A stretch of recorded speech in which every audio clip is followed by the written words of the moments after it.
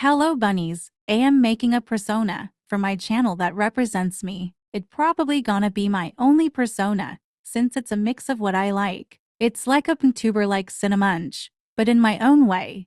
I am working on a backstory for her, and yes, it's a her. I am making like its main form first and then her human form, and I am making a name for it, so if you hears any names that you think that reminds you of me, put them in the comments PLS. Alright, let's start on the main form first.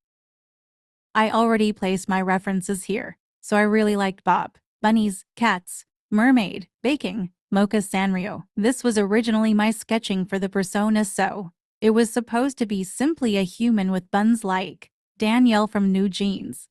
But then when you see later on, I changed it to something else since I just couldn't get the vibe from it and it didn't look or feel like me, you know?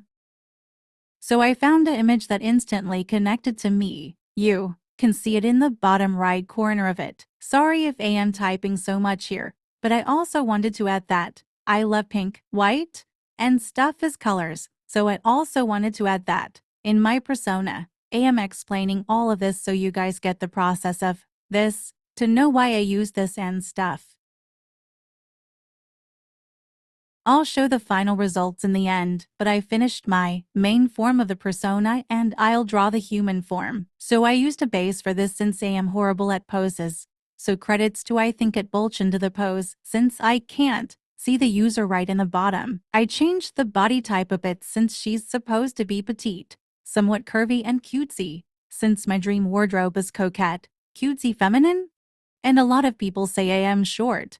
So that's why I made her short even though it doesn't look like it. I am using the color palette from the main form. Alright, hear me out PLS, so I've been drawing for 8 years, so like before, I could even remember help. And people would consider me as a beginner artist because of how I draw, but like it's not my fault that I can't shade properly. Cries in defeat. Tutorials somewhat help but not a lot, so send tips in the comments PLS. I used a filter to place on my art to avoid my art getting eyed.